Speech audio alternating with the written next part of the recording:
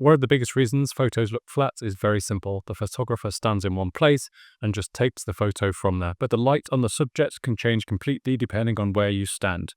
Nothing else changes apart from your position. The camera doesn't change, the subject doesn't change, just your position relative to the subject and where the light is changes. Most people photograph things with the light coming directly onto it with the light behind them.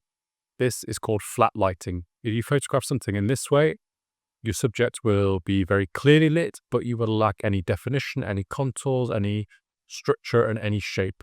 Flat lighting is good for showing detail, it's good for showing how something looked, it's good for showing flat, even colors, but flat lighting can make the result look a little bit flat and not that interesting to look at. Now let's move to the side. When you move to the side, what happens is light comes across your subject.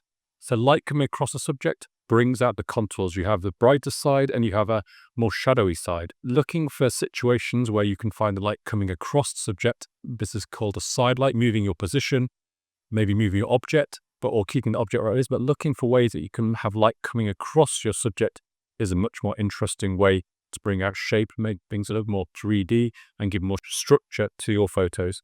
You can do this with small objects like an orange or a piece of fruit or a tin can or a bottle, or even when you're out and about doing much bigger things like buildings or landscapes or nature or even people, you can find situations where you can look for light from the side, not from above, but from the side, like through a window, through a doorway, through an archway, something like that, and then position yourself so you're side on to that light source. And then look how the object or the person or the thing changes with the light coming from the side. This is why landscape photographers love the start and the end of the day, because the sun is low, it's therefore coming from the side.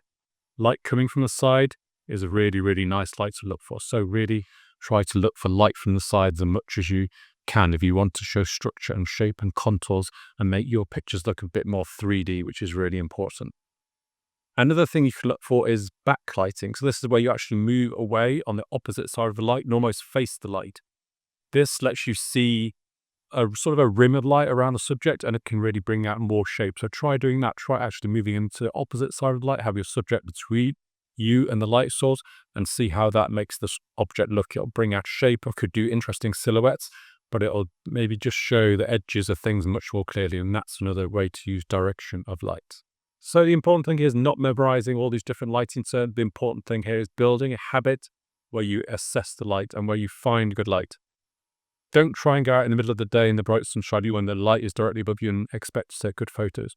Give yourself the best chance of finding directional light. Wait till the end of the day or the start of the day when the sun is lower, or find windows, doorways, arches, or even artificial light like a lamp or something like that.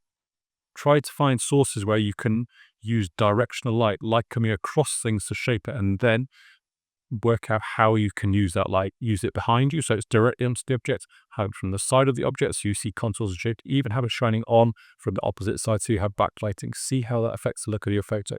Practice with smaller objects, but also bear it in mind when you're out photographing bigger things, buildings, mountains. You can look at where the light is falling, and you can physically move yourself around or go back at a different time of day when the light is better.